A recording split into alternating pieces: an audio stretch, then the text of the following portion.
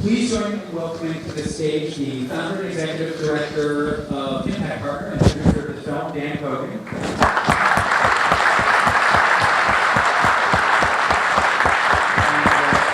director and publisher of the film, Bryan Fogel.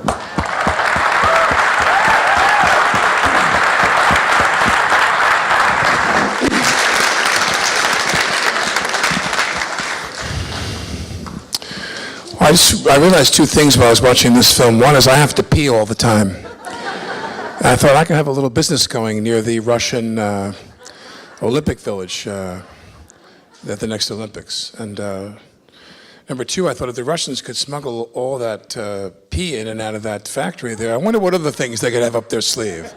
What else are those Russians doing these days? But the first question I have for you on a different note is, you're an athlete, and you're an amateur cyclist on these competitive, grueling cycle races you're involved with, which is get you on that path that leads you to meeting Rodchenko and so forth. And what did you feel like was the health issue for you? I mean, athletes want to stay healthy. Were you ever worried about what you were doing? Do you think you were ever putting your health at risk with what you did? As I kind of started talking to all these doctors, what I quickly started to realize was that the health risks, at least as I was understanding them, felt very minimal as long as I was being monitored, having my blood levels taken and being tested. And that it was actually what has been planted kind of in the media as to the idea of what is harmful or what is good for you was a reality. So for me, I quickly got over the fear of actually taking all these drugs other than injecting my ass 10 times a day, and was more focused on whether or not I was going to fly off a mountain going 80 miles an hour. And that's what I was most So you had a tired. personal physician, or maybe even a sports-related physician, who you started to consult with him or her, or was it a man or woman? That was Scott Brandt, who is in the film. He's in Vail, Colorado. He kind of, you see him a little bit. He's kind of like a Dark-haired guy. Yeah, he's kind of like a Dr. Kevorkian character, and he is an anti-aging doctor, and he prescribed me pretty much everything that I needed to take, with the exception of erythropoietin (EPO), which I had to find another way to get. No, when he says Rodchenko, when he was an athlete, which I guess he was competitive in track and field in the 70s, when he was was that his 80s, era, the 80s, and he was stanozolol, was it? Yeah, stanozolol. Stanozolol. So was that like the like a very basic rudimentary steroid people were taking? Yeah, those were anabolic steroids. So essentially what had happened is that all the different Russian athletes through the years were taking pure anabolic steroids. And because if you knew that all that you were taking was stanozolol, then you could test and understand how to evade that detection because you knew what to be tested for. And so like Gregory, for example, was taking stanozolol, and his mother was injecting him basically as a teenager. And so he grew up in that system that essentially from day one, that's just what you do or what you did to be, on the national team. How was it understood for people? I mean, because for me, I'm completely ignorant about this. I mean, I'll never forget, I had skin cancer. And I go to a doctor who says, well, I want to do a biopsy. And he says, it's malignant. I'm going to cut this thing out of your leg, this dark thing on my calf. And he said, I want you to go meet you're turning 40 or whatever age I was. He said, I want you to go meet my partner in this longevity clinic we have in Beverly Hills. He's right across the street at this office we have. And the guy comes, and I'm probably in my early 40s at that point, and his partner is probably 60, which is what I'm almost now. And the guy looked like he could play defensive back for the Cowboys. He was completely plated, his whole upper body. He had no weight from the bottom of his pecs to the top of his hips. He was a complete V. His hair was like a weird metallic blue. I couldn't tell what his hair color was. And he said to me I should start shooting HGH. He was going to give me a kit, and he wanted me to start sticking myself with HGH. He said, you got to get on this, man. He said, all the biggest movie stars. He said, how do you think they stay fit? How do you think they stay looking the way they do? You think they exercise all the time? He was like, come now. And he wanted me to start, but then the warning was that it grows everything in your body, including it can grow cancer cells. Was that explained to you as well? That was explained to me. I wish I had done it, by the way, but anyway. But apparently, the thing with HGH is that if you're taking small doses, you're okay. If you start taking big doses, essentially that's where you get like Neanderthal head. And so it was funny because Gregory could always look at any athlete and know whether or not they were taking too much HGH. So he'd be like, look at his head, look at the size of his forehead, it's huge. And the jaw. And People the have a big jaw. And yeah. so you would basically, so if you take too much HGH, basically your bones grow. So I was taking low doses, and hopefully I don't look like a Neanderthal yet, but I don't know, it could be. You have a tail, by the way. You've grown a tail. You can't see it. It's not a big tail, but you have a tail nonetheless. Yeah. But, well, I mean, I mention this because for people, again, who don't know, who are just fans or just consumers of some of these competitive sports, how did Armstrong get away with it all those years? Well, you know, the thing is when you differentiate between essentially what Armstrong was doing, and in a lot of ways what Russia was doing for most of sport history up until Sochi, the concept was essentially, how do you evade science? How do you basically get around detection? Essentially, and every athlete that was doping or is doping on planet Earth, figuring out how to evade the science and understanding what you're going to be tested positive for and where the loopholes are. The difference with what Russia did in Sochi is that it went from evading the science to just outright criminal fraud. Because what they understood, where if you look at like London, the London Olympics, or the Beijing Olympics, for example, or what Armstrong did, they essentially understood how to evade positive detection. And in Sochi, what they essentially did was they had the keys to the vault, they had the bank, they controlled the lab, and so what they did is just create fraud and had all the Russian athletes actually just dope, take steroids to the full hilt with the idea that they could swap out the urine, and that's how they would win. So there's a real differentiation to me between doping, anti-doping, you know, this evading detection and fraud. And that's where Russia truly, truly crossed the line on a level that I don't think that any other country, for that matter, has done, or what another athlete was able to do. Good. So in rewatching this film, there's one question that I just can't get my head around, and I guess I'll ask both of you, but maybe you, Dan, because I know you sort of dealt with this, and that is, why would Rodchenko have participated in the film in the way that he did? It's an interesting question, and obviously Bryan and I asked him this a number of times, and his answer was different times. I have my own interpretation. I think Bryan has his own interpretation. I'll tell you mine.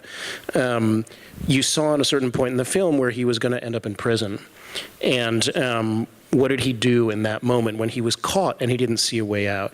He tried to commit suicide, and I think that what happened to him is post-Sochi, he had been promised that he would not have to do this again. He was a world-class scientist who took great pride in manipulating the system using science. And he was now asked to be a low-class plumber breaking into urine bottles and swapping out dirty urine and positive. And they said to him, you're never going to have to do this again. And then right after Sochi, they said, okay, now we're ready for the next one. And I think at that moment, he needed a way out. And he couldn't figure out how he was going to get out of this game. And when Bryan came to him looking for help, and I don't think it was conscious, I think he saw a way to blow up his situation in the same way that he tried to commit suicide earlier. I think he was looking for a way out. He was done. He couldn't find one, and I think he actually lashed on this as a way to blow up what he was doing. And luckily for him, instead of being a bomb, it ended up being a lifeline. Interesting that the guy who was willing to kill himself is willing to kill himself again. You know, he's like, but I'm going to take somebody with me. You know, I'm going to take somebody down with me. I tried to think of an analogy because I listened to, his name is Dick Pound, and to explain again what his a great name, Dick Pound. Right. That's your next film, actually, but go ahead. What was his title again? He was with... So Dick Pound essentially was the vice president of the Olympics. And then in 1999, basically, the Olympics was dealing with a crisis. And their crisis was, how do we save the Olympic Games? Because there's all these scandals in doping. So they decide that they're going to form an organization called WADA, the World Anti-Doping Agency. But essentially, this organization is just a shell organization of the Olympics. They're co-funded by the Olympics. They're in the pockets of the Olympics, and they have no power to actually do anything. All that they can do is observe and report. They can't punish. They can't do anything. But essentially for the Olympics, this is the way to show the world that sport is clean by WADA, the World Anti-Doping Agency. So they put their vice president of the IOC in charge of WADA, Dick Pound. He's the first head. He's the first head, and he runs it for 15 years. And essentially they're going out like, it's like mall cops. They essentially can't do anything. But what they're doing is they're protecting the Olympic brand. And that's essentially what they've been doing to this day.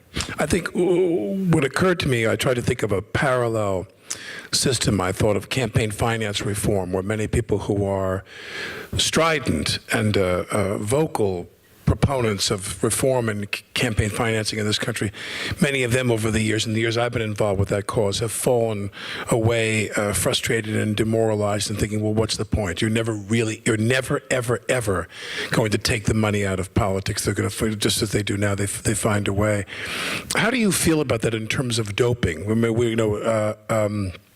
Pound says, why would I want to watch something that's fixed? But is there ever any hope of it never being fixed? What if they just turned around, like they professionalized amateur sports? What if they just turned around and said, you take all the drugs you want to, have at it? Well, look, there's things that are just facing the system that people are not looking at for the reality of it. First of all, I believe in the idea of clean sports and the ethical value of clean sport. But on the other side of that is there is science and there is technology and there is medical advancement. And the problem is that clean sport is an illusion. It will never exist. It can't exist because we as human beings are continuing to evolve. And the same thing of doctors trying to figure out how we're going to live to 120 years old is essentially the same thing of performance enhancing. And so every time you're reading about this, what is performance enhancing, it's the same thing of, okay, now they figured out genetically how to change your eye color, how they can change whether or not you have cancer cells, whether or not you're tall, whether or not you're short. And with that is essentially what is the genetic makeup of what makes a human and engineering a perfect athlete. And so caught up in all that is this illusion of clean sport.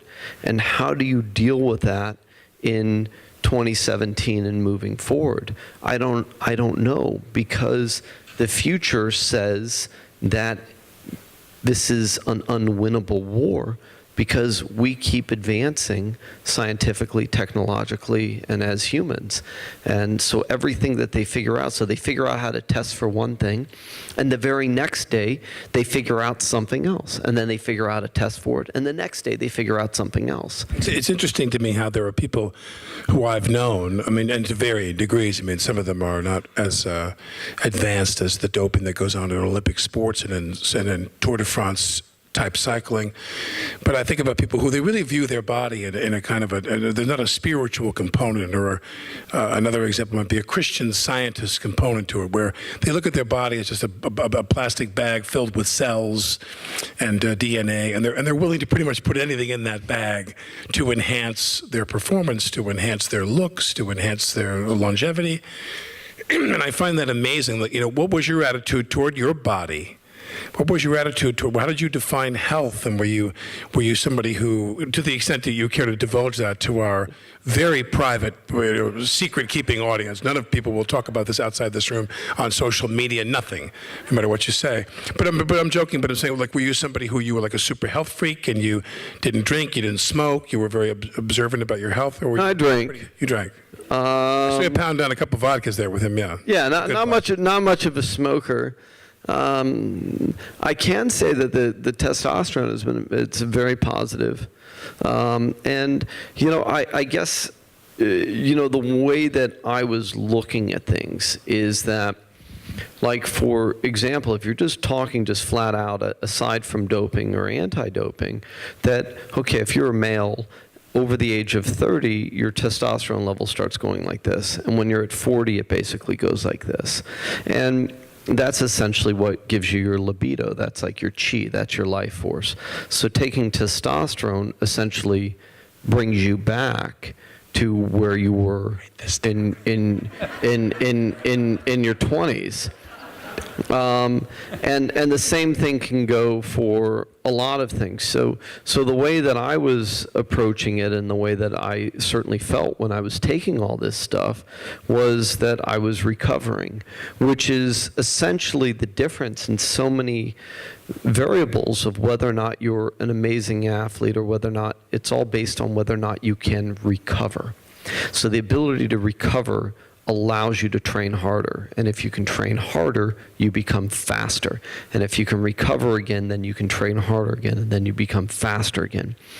And that's all essentially what is the hormones that the human body makes: HGH, testosterone, HCG, DHEA, and then supplementing all these different vitamins. So I was looking at it more in just that equation of what is my body depleting or depleted of, and how do you supplement that, and that allows you to perform better. So, you know, for me, I certainly had no negative side effects, and I wouldn't say anything was bad other than my libido's been really great. I've had 3 kids since I was 50, and if I take any supplements, I might have to sell my house. I'm afraid I don't know what I'm going to do. I'm going to have to get a bigger house. You're scaring the hell out of me. How did you get involved in this film? I run a company that finances films, and Bryan came to me with the idea when it was just the sports and doping film. And I thought that was fantastic enough. And I love the idea of someone being willing to put his body on the line to prove that this thing was a fraud and show us every single step of it. Because we talk about doping all the time. You read about it all the time. You've never seen an athlete dope. You've never seen them shoot up, and you've never seen what the impact is. So we loved it. It then became something very different, and then we were on a big roller coaster ride, and we had a decision: do we double down or do we run? And it was too spectacular not to stay with, so we just doubled down and kept going. Now, go ahead. Bryan, I'm just in rewatching the film again and thinking about the title. I'm just wondering, for you, is Icarus more Rodchenko, or is it Lance Armstrong, or is it neither, or how did this title? Funny, I came up with the title of Icarus before I ever picked up a camera and shot anything. From day one, it was Icarus. And the reason for me why it was Icarus is it was the analogy, it was the metaphor at the time of Armstrong or of any athlete. And then, of course, it became the metaphor of Russia and on and on and on. And I think also probably the metaphor of the current U.S. administration, which is, you know, essentially you can push the limits so far. And if you push something, it's like standing on that cliff and then going over it. And what I looked at in picking the title was, here was this guy Armstrong. He's one of the best paid athletes in the world. He's essentially the most famous athlete in the world. He had won 7 Tour de France's. I mean, this was unfathomable. And also at the same time, it raised $500 million for cancer research. And he went down, not because he failed the tests. He went down because of his ego. He went down because he never had humility. He went down because he never knew how to extend a handshake to anybody else and say thank you. And that's why he fell. And so I looked at the story of Icarus, which is that same story, which is essentially the Greek myth of, you know, hey, you can fly, but just don't go to the sun. Just stay under the sun and you're okay. And yet Icarus didn't listen to his father and just had to keep pushing those boundaries and pushing those boundaries until his wings caught fire and burned to the ground. And that, for me, was the story of Armstrong. And it's certainly the story of Russia. In many ways, it's the story of Rodchenkov, and I think it's the story of the current U.S. administration as well. So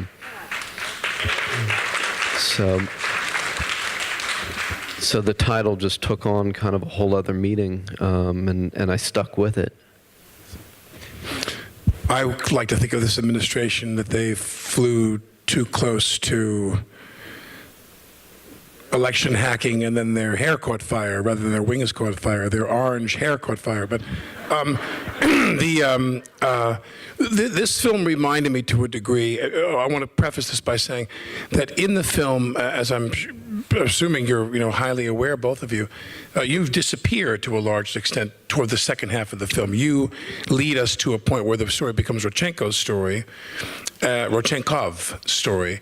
And you take a backseat. Was there other footage you shot, which was your reaction to what was happening, and your summary or assessment or opinion, and you left that out for some reason? There was, first of all, we had been shooting for almost 2 years to the place when the film took this pivot, and during that period, and I don't get into it into the film, essentially in December 2014, when Rodchenkov, Gregory, lets me know that he's under essentially investigation, and WADA launches this investigation. It's also the same time that I start doping. And what I don't show in the film is I had been in contact with him for about 7 months prior. I went to Oregon in July of 2014, just 3 months after the Sochi Olympics. And I'd make a decision that I'm just going to go and meet him and see who this guy is. And in our conversations, he tells me that I don't believe the Olympics can be won cleanly. I don't believe that a gold medal in the Olympics is possible without doping. And he also says to me one thing that is the biggest thing, and he says, I don't know, maybe I'm a bad man. And so at that point, I understood that there was kind of a bigger story there, but I didn't know how big it was. So I made a decision that I was going to stay with my journey, because my journey in and of itself felt like it was going to be interesting. Doping, this crazy Russian scientist, he's going to help me evade detection. But the entire time that he's under investigation, from December 2014 to November 2015, I'm scratching behind the surface, and I'm interviewing all the guys that are essentially investigating him. And in this process, I understand that Richard McLaren is the good guy, that Dick Pound is a good guy, but he's caught up in the politics. Explain to people who McLaren is again. Richard McLaren is the guy who investigated all the Sochi claims and proved that everything on behalf of WADA, the World Anti-Doping Agency, as an independent person. And he's the one that you see in the film and all throughout, basically the guy who corroborates everything that Rodchenkov has said has been true, but he involves Interpol in this whole forensic examination. But so while this is going on, I'm kind of behind the scenes, in a way doubling down, figuring out what might be the story. But I didn't know that. And then, of course, in November 2015, when essentially the report hits the fan, and I had no idea that Gregory was essentially Snowden, that he was the mastermind of this whole thing, and comes to the United States. To me, at that point, I understood that the story was no longer about me. But what I had done is I had shot the entire year before that, not knowing where this footage was going to fit into the film, but then I had it. So when you see the film in that first 45, 50 minutes before it takes the pivot, the reason why I'm able to have Dick Pound say that if this is true, why would I watch sports? The reason why Richard McLaren says, yeah, I talked to the Moscow laboratory director, he didn't tell us anything.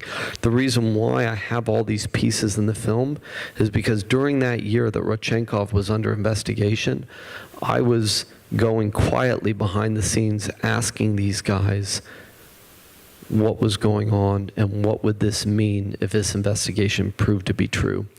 And so then, as that unfolded, all of that footage became relevant because it was real. And what I also realized at the same time is 2 years of the stuff that I had shot, 90% of that was irrelevant. But I had all those gems that I was able to weave into what was now the story. The only reason I asked is because it was somewhat, and I'd love to get both your opinions of this, it was related somehow to my experience and people's experience in watching Marina Zenovich's Wanted and Desired film about Polanski, where she sets out to set the record straight on Polanski's, on the kind of not hidden, but the less illuminated details of Polanski's case. And, the pivotal moment there is when they say that the judge sends Polanski to go to the jail, the prison, where there's a psychiatric evaluation after a certain amount of time. And the state-sponsored psychiatric apparatus at the prison that the judge sends him to, says to the judge, he's fine. He's not a serial rapist. He was effed up on drugs. He's not a threat to society. We recommend, the very people that you sought the opinion of, we recommend he goes. And the prosecutor's like, hey, man, we can't do that. We got to figure out a way to put this guy away. And my point is that Zenovich winds up, by her own admission, is helping and hurting Polanski, because it's only exacerbated and kind of provoked the DA's office, who to this day have said in some way that they've doubled down as an institution. They want him to come back and face trial. He has to be extradited. He can never come back to the United States and not face charges. Do you feel in any way that you, I don't know what the word is, I'm not going to say enabled, but do you feel in any way, I don't want to say responsible, but do you feel that you kind of innocently engaged with this guy and it really, really messed up his life? No, I just mean the details of his life. Well, I'll tell you that when we were making the first version of the movie, the doping movie, we thought to ourselves, as Gregory told us more and more and more, we had a conversation where we were like, what the fuck are we going to do Exactly. when this movie is done? Because this guy has exposed himself, and when this is out, he's going to get fired. That's what we were worried about, him getting fired. Or as he said, he's going to get thrown on the bus. Not under the bus. He's going to be thrown on the bus, he said. This problem was solved for us by the thing exploding 10 times bigger than we had imagined. So yes, it was a really big problem. On the other hand, you talked about the artistic journey that you take and how things change. What was amazing here is that we started making a film about Bryan and his doping experiment, and it ended up actually being a buddy movie.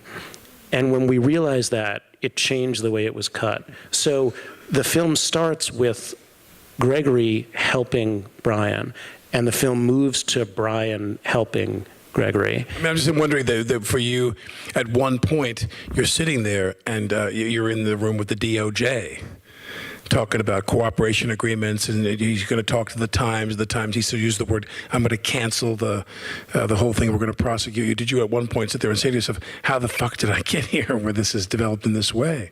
There was a daily, how the fuck did I get here? And it was a really scary and intense time.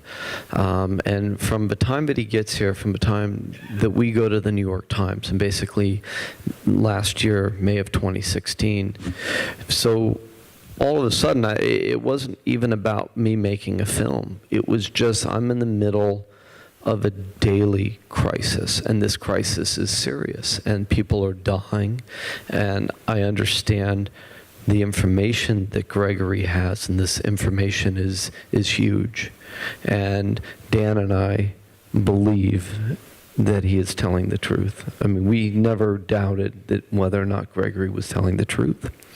So daily, it's this 20% of I'm making a movie, and 80% of we're in crisis management. And we're going back and forth to New York every week trying to find him lawyers. We're trying to find him immigration help. We're trying to find a crisis manager who we bring on, this guy Mike Citrick. He's the guy who actually is the guy that Trump is hired through all of his bankruptcies. He's the guy who's Trump's lawyer. hired when Trump's lawyer attacked the guy who sent him a message last month, and Mike helps us navigate to the New York Times. And so what happens in that 7 months is it's not about making a movie, it's about that Gregory's life is truly on the line. He's living in a little guest apartment that we find for him in Santa Monica, and we move him 3 times.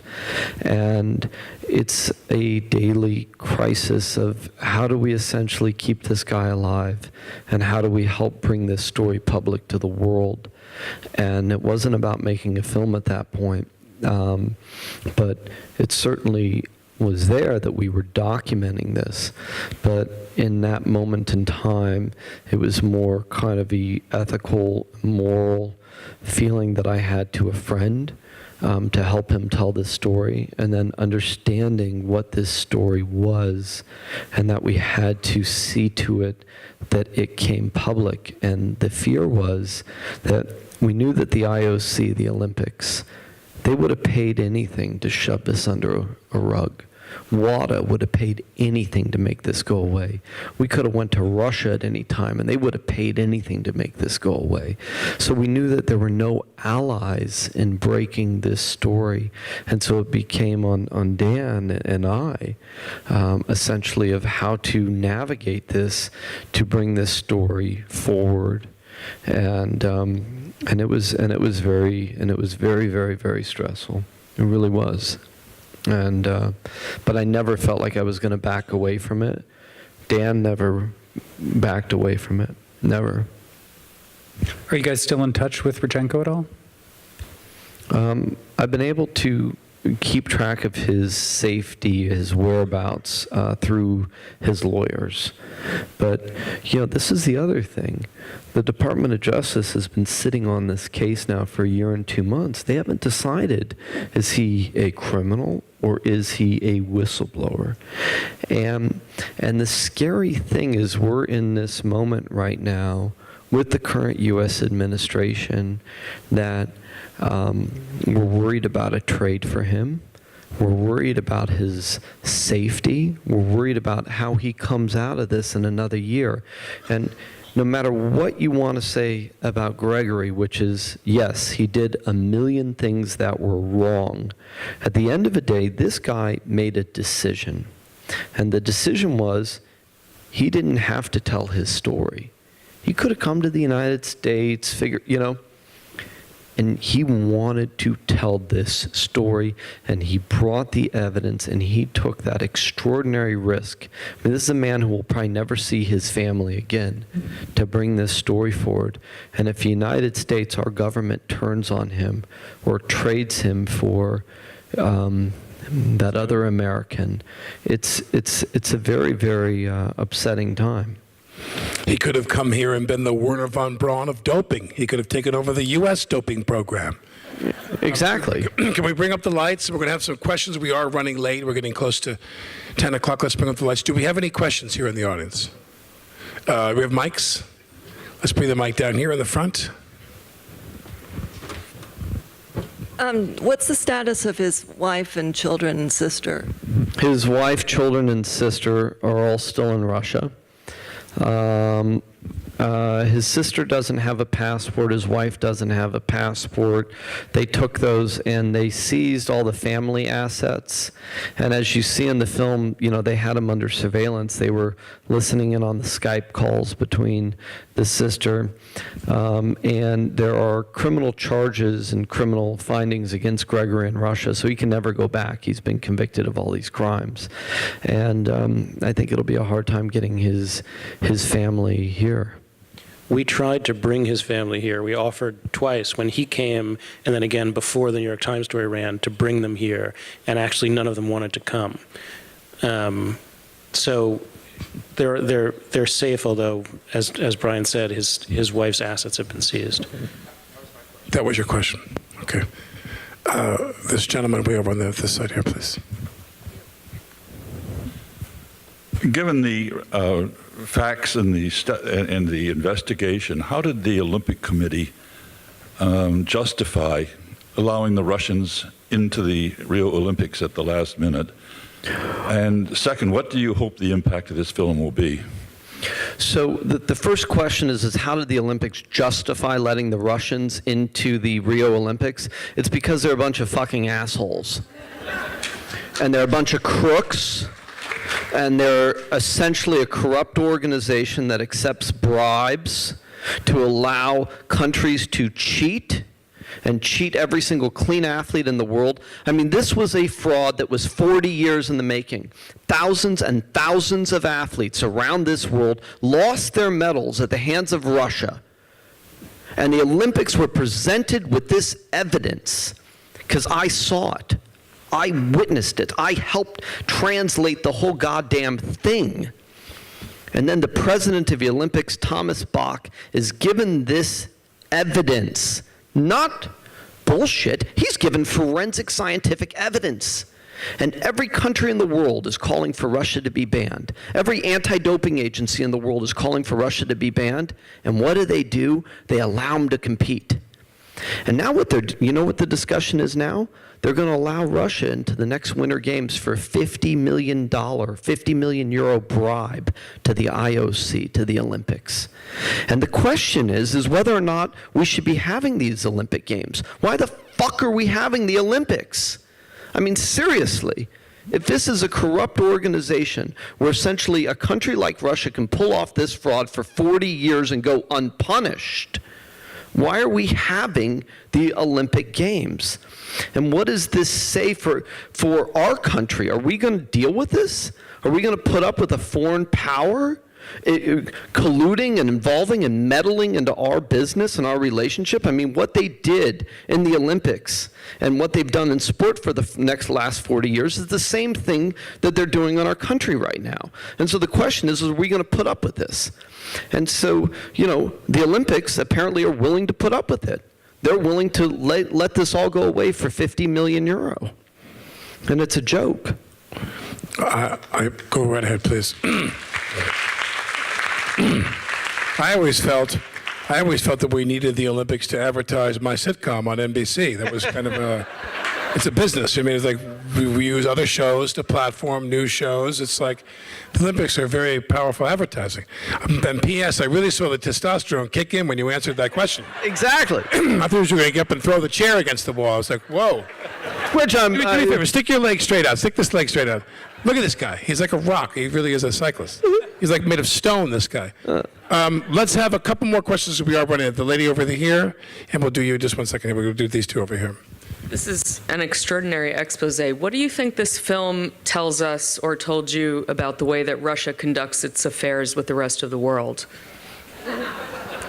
Well, I think that, and what I'm hoping, is that this film, as people around the world see this film, they go, okay, if they were willing to do this to win at all costs, if they were willing to do this to win Olympic medals, gold medals, at what point do they stop? Where is the boundary of where they go to?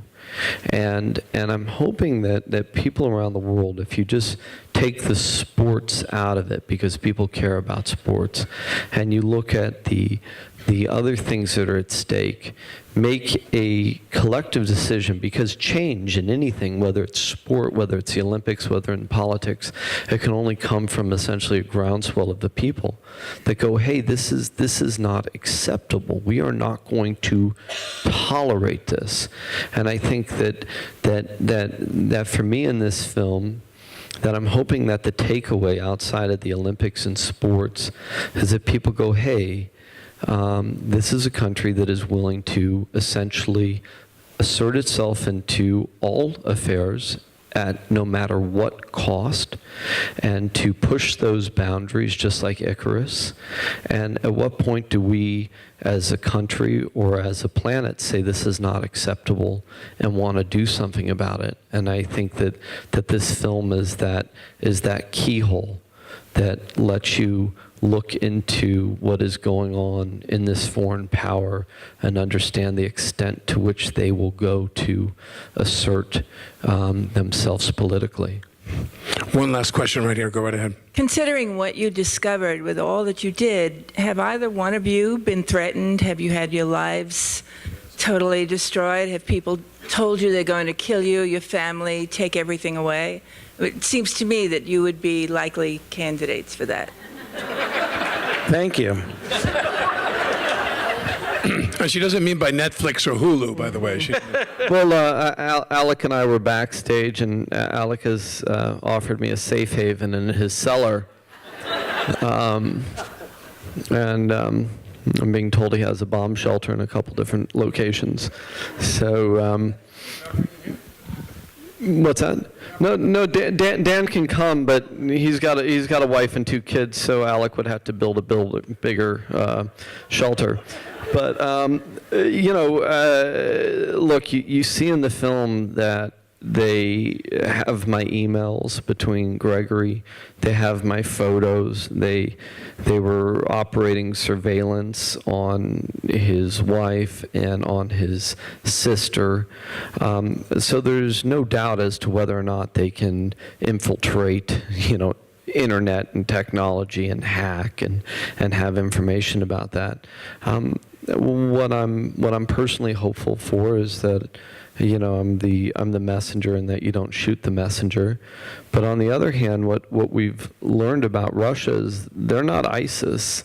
They don't go do something and then take responsibility for it. What they do is they do something and they then just deny the hell out of it. And so never along the course even of this film have they once accepted responsibility. So, okay, there's 2 guys that have died of heart attacks at 52 and 59, and Nikita Kamayev, Gregory's friend, who had the information, and we don't get into this into the film. 2 days before Nikita dies, Nikita had contacted David Walsh. And David Walsh is the Sunday Times journalist, probably the foremost sports writer in the world. He's the guy who chased Armstrong for 15 years, that the program, the Stephen Frears movie, was based on. And Nikita had reached out to David. They had been talking secretly, and David had made arrangements to meet Nikita. And 2 days later, Nikita was dead. And Nikita died for 3.5 hours while his wife was on the phone to Gregory.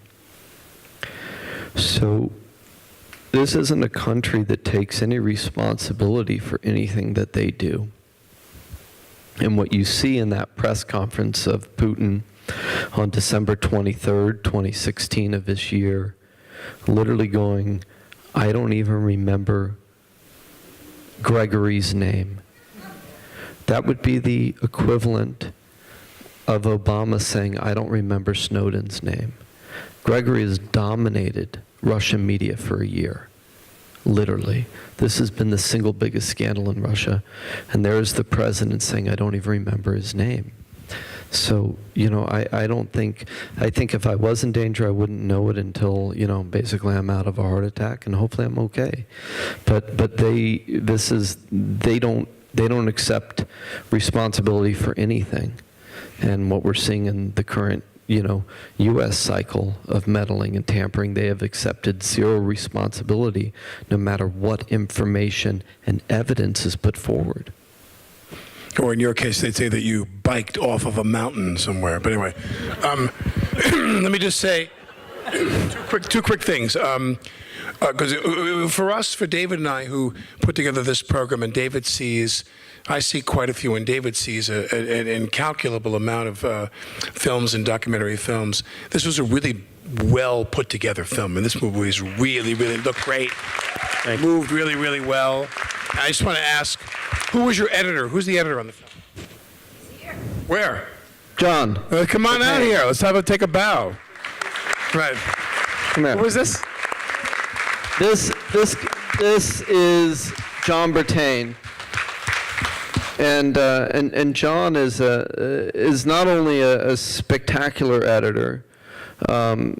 He art directed the film. and he helped write the film with me, because a lot of people don't realize in documentary is it ends up being scripted, not scripted in a we're going to create a gobbledygook, but you've shot thousands of hours of footage, and how do you put that footage together in a narrative journey, which ultimately becomes a script. And so John, alongside Dan here, have been my right-hand men in this project. My cinematographer, Jake Swanko, is here. I don't know where you are, Jake. There he is. Tall guy in the back. This guy, all that spectacular footage all over Europe he shot, but that's my editor right there. I want to say, if I could just make an observation, you do have a very strong, very powerful jaw. Is everyone in this crew of this film doping? Are you all doping during the making of the film? Everybody. Okay, I just was curious about that. Just tell us real quickly what this experience was like for you. Okay, all right, here we go. There's not really much to say. The hardest part was editing Bryan's performance. No, I'm kidding. It's very hard to make me likable. It's been a ride. It's been a ride. As everybody who's worked on the project knows, it's been a joy and also a thrill, that not knowing what. Do you do a lot of docs? You cut docs usually, or? I've done one doc. It's called ICARUS. Yeah, it's my first. It's my feature. You did a fantastic job. Thank you. Well, I just want to say, because we're running a bit late here before we go past 10 p.m., remember that the film festival itself, the Hamptons International Film Festival, our 25th anniversary is October 5th through the 9th out here in East Hampton this fall. Hope you'll all get a pass or buy some tickets and come see us. And this is our last SummerDoc program for the year. Please help. And Southampton and Sag Harbor. I'm sorry. Thank you, David. Thank you. And please, let's have a round of applause for our guests here. Thank you. Thank you very much. See you.